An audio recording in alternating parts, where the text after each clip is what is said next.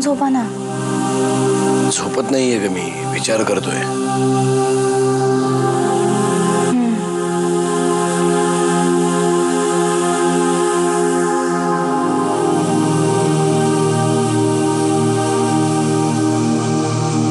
आत्याबाईंबद्दल विचार करताय ना. मला पण खूप काळजी वाटते त्यांची. आता अमृताचा फोन आला होता. ती पण बोलली आत्याबाईंशी. तिने पण समजवण्याचा प्रयत्न केला, पण ते ऐकायला तयार नाहीये. काय करायचं, कसं समजावून सांगायचं त्यांना? मला तर काही सुचत नाही. किती वेळेला आणि कशा प्रकारे तिला समजवावं मला काही कळत नाही. काही सुचत नाहीये. सगळीकडे अंधार पसरलाय. आशेचा एक सुद्धा किरण दिसत नाही मला. एक आशा आहे. कोणती? सुगंधा. सुगंधा माझ्याकडे आली होती. ती म्हणाली की ती आत्याबाईंना समजावण्याचा प्रयत्न करेल. सुगंधा म्हणून नाही, सुमित्रा म्हणून. मला वाटतं तिला जर का एकदा संधी दिली तर. काय बोलतेस तू जानकी? या सुगंधाला मी घरातून हाकलून द्यायला निघालो होतो. ती आत्याबाईकडे जाऊन रडली म्हणून ती घरात आहे आणि आता तिचेच उपकार घ्यायचे म्हणजे ती डोक्यावर चढून बसेल आपल्या. आणि आता अचानक तिला आत्याबाईविषयी काळजी का वाटायला लागली आहे? मला हे सगळं मान्य आहे. ती कशी आहे हेही मला चांगलं माहिती. पण जर का ती सुमिताई बनून त्यांना काहीतरी सांगणार असेल आणि सुगंधाचं नाही पण सुमिताईचं त्या जर का काही ऐकणार असतील, आपल्यासाठी चांगलंच आहे. काहीही करून आत्याबाई बऱ्या झालेल्या आपल्याला हव्या आहे. त्यांनी डॉक्टरांकडे जाणं अत्यंत महत्वाचं आहे. मला खरोखरच वाटतं की एकदा तिला संधी द्यायला काही हरकत नाही.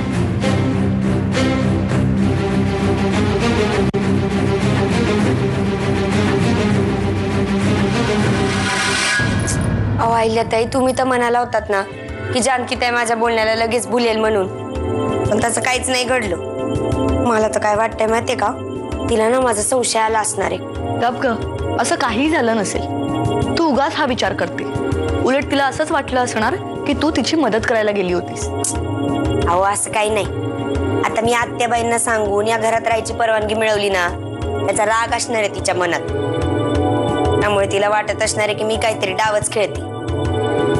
पण अहिल्याताई, मला एक गोष्ट कळत नाहीये, आपण कशाला मागं लागलोय आत्याबाईंना डॉक्टरांकडे घेऊन जाण्याच्या? कारण कसं आहे, जोपर्यंत आत्याबाईंचं डोसकं फिरलेलं राहते तोपर्यंतच आपल्याला त्यांचा उपयोग आहे ना. उद्या पटकन बऱ्या बिऱ्या झाल्या आणि मला घराबाहेर म्हणलं तर काय करू मी? रस्त्यावर यायची की? सुगंधा, मी तुला जेवढं सांगते ना तू तेवढंच कर. स्वतःचं डोकं चालवू नकोस. तू जर का आत्ता आत्याबाईंना समजावून डॉक्टरांना भेटण्यासाठी तयार केलंस ना, तर सगळे किल्लेदार तुझ्यावर विश्वास ठेवतील आणि मग तुला आत्याबाईंना भेटण्यापासून कोणी अडवू शकणार नाही. त्यामुळे मी सांगते तेवढंच कर. एक लक्षात ठेव, आपण ना जुगार खेळतोय, त्यामुळे थोडीशी रिस्क ही घ्यावीच लागेल. आणि मी तुला सांगते, जानकी स्वतः तुला आत्याबाईंकडे जाण्यासाठी विनंती करेल. माझे हे शब्द लक्षात ठेव. आत्ता ट्यूबलाईट पेटली बघा माझी. आत्ता कुठं कळलं तुमचा काय डाव आहे. अहिल्याताई, तुम्ही पण ना.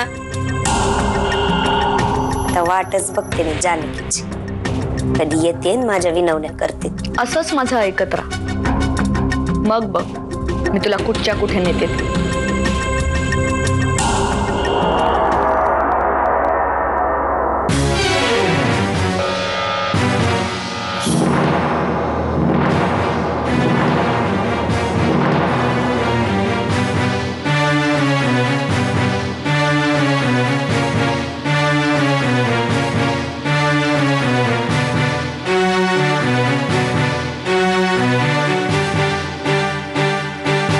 जानकी, अगं ये ना, आत ये ना.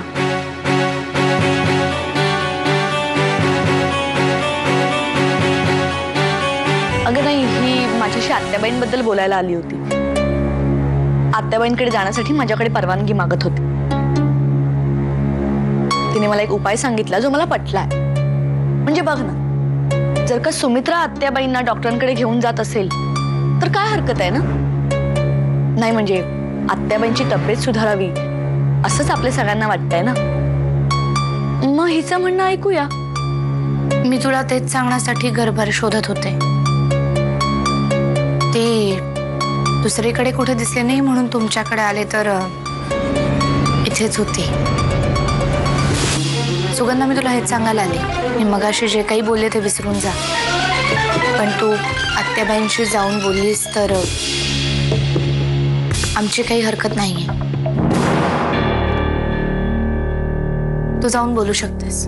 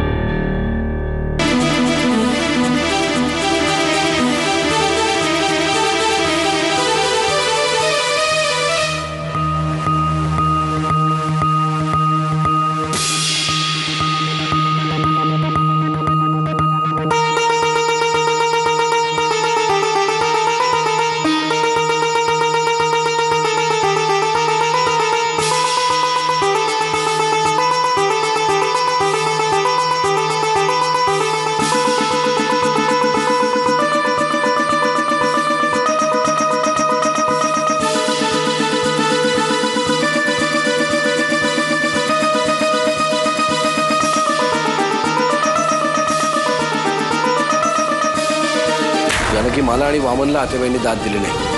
इथे सुगंधाचं काय ऐकणार आहे? तू पण नसते हट्ट करतेस.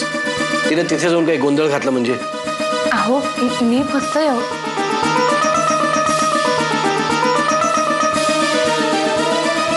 काय झालं सुगंधा? तू बोललीस त्यांच्याशी?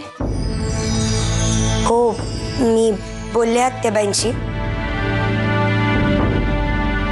त्यांना समजवलं की तुम्हाला बरं वाटत नाही तर औषध पाणी घेणं गरजेचं आहे ना, आणि घरातले सगळे तुमची खूप काळजी करतात, सगळं सांगितलं त्यांना. आणि शेवटी त्या तयार झाल्या डॉक्टरांना भेटायला.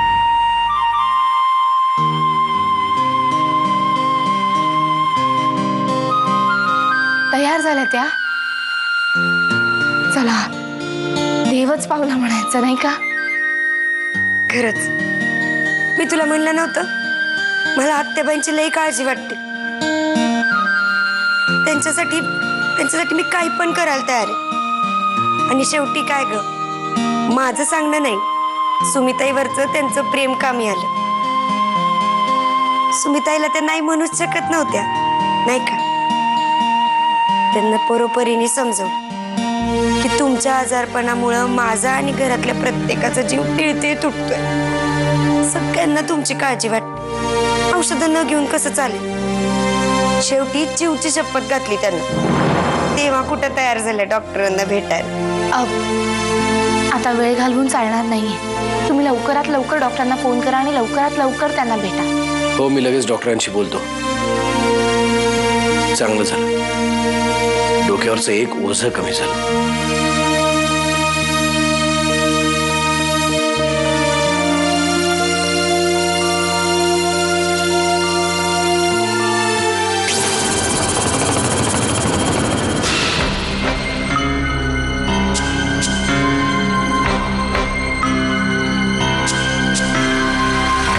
तुमच्या आत्याबाईंचा आजार बरा होण्यातला नाही, उलट त्यातल्या कॉम्प्लिकेशन्समुळे आत्याबाई जास्त वर्ष जगू शकणार नाही.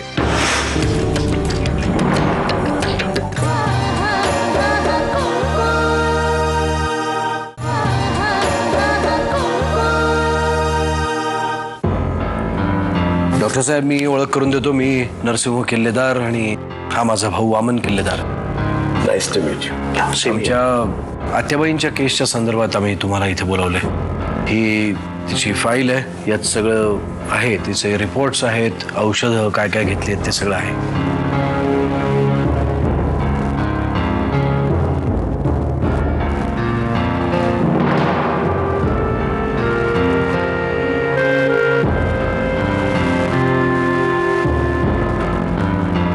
मला एक सांगा की गेल्या 8 दिवसात ते असं काही विचित्र किंवा वेगळं वागले आहेत का? म्हणजे मला त्यांची आत्ताची आजाराची स्टेज काय आहे याचा अंदाज येईल. माझी बायको जानकी हिच्याशी माझं लग्न झालेलं तिला आठवत नाही. ती घरातली मोलकरीण आहे असंच तिला वाटतं. अजून एक गोष्ट म्हणजे माझी भाऊजाई सुमित्रा ही काही वर्षांपूर्वी आम्हाला सोडून गेली. पण तिचं असं म्हणणं आहे की ती अजून जिवंत आहे. ती असंच समजते की सुमित्रा अजून आहे. माझ्या भावाने नंतर दुसरं लग्न केलं. त्या सुगंधालाच ती सुमित्रा समजते. अशा बऱ्याच गोष्टी आहेत, लहान सहान गोष्टी आहेत, पण म्हणजे जेवायला विसरते, औषधं घेत नाही, चिडचिडेपणा करते. काय करावं काही सुचेनासं झालंय डॉक्टर. ठीक आहे, कुठे आहेत आत्याबाई? आत्ता तिच्या रूम मध्येच आहे. चला आपण सगळेच जण जाऊन पाहूया तिला. आय मीन नको, तुम्ही मला फक्त त्यांच्या खोलीपर्यंत सोडा. मी त्यांच्याशी बोलत असताना शक्यतो मला घरातलं कोणी तिथं नको. Absolutely fine.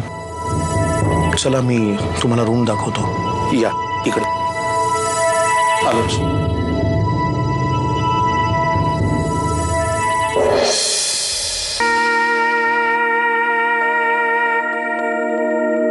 आत्याबाई प्रश्नांची उत्तरं नीट देतील ना? मागच्या वेळी त्या डॉक्टरांनी बरेच प्रश्न विचारले होते, तेव्हा वैतागल्या होत्या आत्याबाई. आत्याबाई चेकअपला तयार झाले ना, म्हणजे असं काही होणार नाही. काळजी नको करूस. आणि काय आपण इथे तर्कवितर्क करण्यात काय अर्थ आहे? डॉक्टर आले की कळेल काय ते. या डॉक्टर या.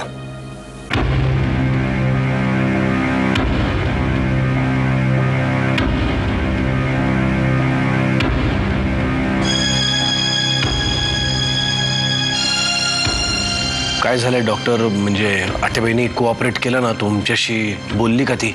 हो, त्यांनी चांगलंच कोऑपरेट केलं. कशी आहे ती?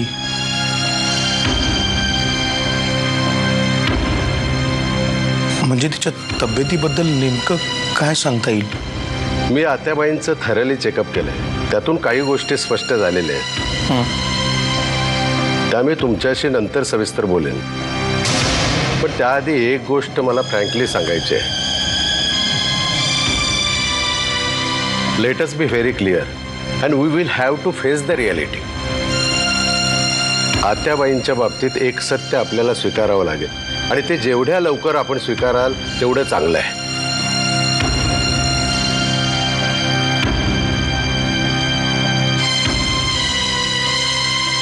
तुमच्या आत्याबाईंचा आजार बरा होण्यातला नाही, उलट त्यातल्या कॉम्प्लिकेशन्समुळे आत्याबाई जास्त वर्ष जगू शकणार नाही.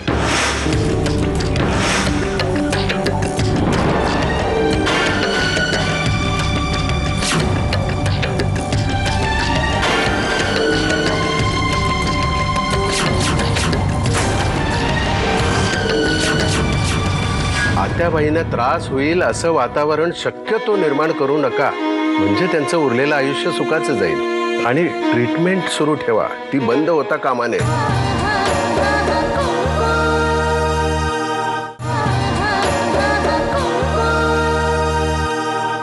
आत्याबाईंचा अल्झायमर खूप ॲडव्हान्स स्टेजला गेलाय.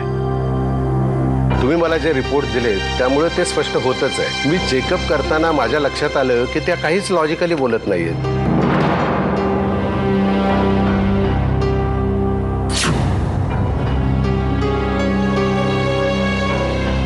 काय असतं, अशा आजारामध्ये पेशंटच्या मेंदूमधील पेशी हळूहळू डिटोरिएट होत जातात.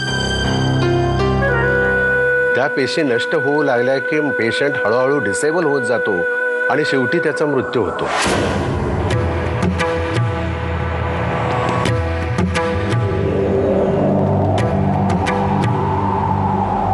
याच्यावर कुठलंही मेडिकल क्युअर नाही. तुम्ही कुठल्याही डॉक्टरकडे गेलात तरी तुम्हाला हेच उत्तर मिळेल. डॉक्टर,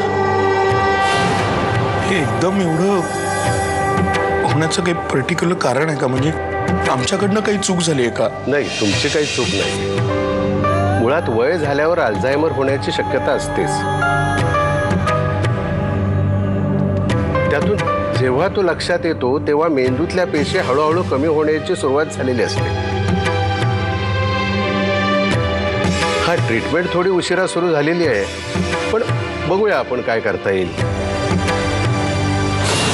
पण डॉक्टर, याच्यावर काहीतरी उपाय असेल ना, काहीतरी इलाज असेल. नाही, याच्यावर काहीच इलाज नाही. मला माहिती आहे की तुम्हा सर्वांसाठी हा खूप मोठा धक्का आहे.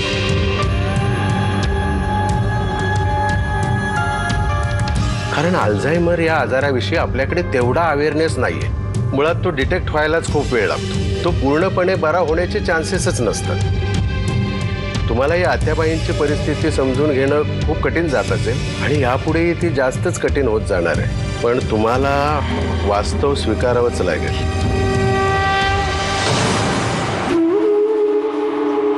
अर्थात सगळं संपलंय असं मानायचं काहीच कारण नाही. आपल्यासाठी पॉझिटिव्ह गोष्ट ही आहे की सध्या उपलब्ध असलेले मेडिसिन्स आणि ट्रीटमेंट यामुळे पेशंटचं मेंटल डिटोरेशन रोखता येतं. त्यामुळे तुमच्या हातात अजून काही वर्ष आहेत. ती आत्याबाईंना चांगल्या प्रकारे घालवता येतील असं बघितलं पाहिजे. डॉक्टर, पण आत्याला तिच्या आजाराविषयी काय सांगायचं? रोजच्या व्यवहारात तिच्याशी कसं वागायचं? हे सगळे गैरसमज तिच्या डोक्यातनं कसे काय काढायचे, काय करायचं? तुम्ही असं करा, तुम्ही एकदा माझ्या हॉस्पिटलमध्ये या. तिथल्या काही पेशंट्सची मी तुमची भेट करून देईन. काही इनिशियल स्टेजमध्ये आहेत, काही ॲडव्हान्स स्टेजमध्ये आहेत. त्यांना भेटल्यावर तुम्हाला अंदाज येईल. हा, आत्याबाईंना काय सांगायचं, कसं सांगायचं हा निर्णय तुमचा तुम्हालाच घ्यावा लागेल.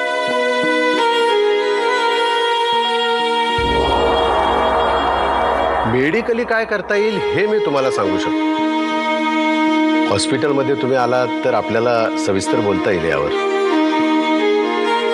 पण मी एक डॉक्टर म्हणून नाही तर मित्र म्हणून सांगेन की तुम्ही धीर सोडू नका. आत्याबाईंना त्रास होईल असं वातावरण शक्यतो निर्माण करू नका. म्हणजे त्यांचं उरलेलं आयुष्य सुखाचं जाईल. आणि ट्रीटमेंट सुरू ठेवा, ती बंद होता कामा नये.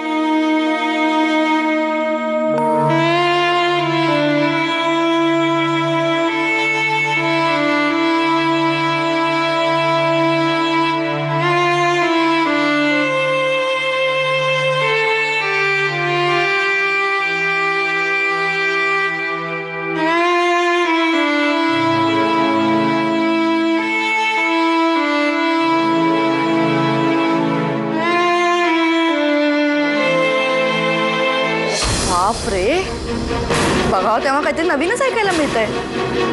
बरं मला सांग ना, आणखी पुढे काय झालं? हा, हो, फोन ठेवा ना. बरं, मी तुझ्याशी नंतर बोलते का नंतर? Bye bye bye. काय झालं? अहो, एक लई वाईट बातमी घेऊन आली आहे मी. वाईट बातमी आहे ना? मग आनंदात काय सांगतेस? बरी आहेस ना? अहो, मी मज बरी आहे. पण आपली ती आजारी पडलेली म्हातारी आहे ना, ती आहे ना गचकणारे लवकरच. तू काय बोलतीये? आणि तुला कोणी सांगितलं हे? डॉक्टरांनी. म्हणजे डॉक्टर समध्या किल्लेदार मंडळींना जमवून ही गोष्ट सांगत होते ना, तेव्हा मी तिथं होते. अरे वा, आता आत्याबाई जाणार ही खरंच गुड न्यूज आहे. हे डॉक्टर आणखी काय म्हणाले? डॉक्टर ना काय काय सांगत होते की आता डॉक्टर म्हणाले की आत्याबाईंना आहे ना की अजिबात काही मानसिक त्रास होऊन चालणार नाही. त्यांचे आता लई कमी दिवस उरलेत. आता त्याच्यामुळं त्यांचं उरलेलं आयुष्य चांगल्या प्रकारे कसं घालवता येईल ना याचा विचार तुम्ही सगळ्यांनी केला पाहिजे. डॉक्टर हे असं म्हणल्यावर सगळ्या किल्लेदारांचे चेहरे असले सुटकी झाले होते ना, तुम्ही पाहिजे होता बघायला. अगं, पण तू पण तिथे होतीस ना, मग तू काय केलंस? मी काय करणार? मी पण माझा बाप मेल्यागत सुटकी चेहरा करून उभी होती. नरसिंह भाऊजींनी बघितलं माझ्याकडं, पण माझा चेहरा तसा झाला होता की ते तरी काय बोलणार. अरे रे, आता आत्याबाई जाणार म्हणजे किल्लेदार परिवाराचा सर्वात मोठा आधार जाणार. काही झालं की आत्याबाई. वाड्याचं हॉटेल करायचंय, आत्याबाई. हॉटेलमध्ये काय काय करायचंय, आत्याबाई. आत्याबाई हे करायचंय, आत्याबाई ते करायचंय. आत्याबाईंशिवाय पान हलत नव्हतं. सगळं काही आत्याबाई बघायच्या ना. पण आता कसं होणार? पण काय करणार? आता डॉक्टरांनीच सांगितलंय ना, आत्याबाईंचं उरलं सुरलं आयुष्य व्यवस्थित घालवायचं असेल तर किल्लेदारांनीच काहीतरी करायला हवं. आणि आपण त्यांच्या सुना आहोत. त्यामुळे त्यांच्या वाईट काळात त्यांना आपण मदत नाही करणार तर दुसरं कोण करणार? काय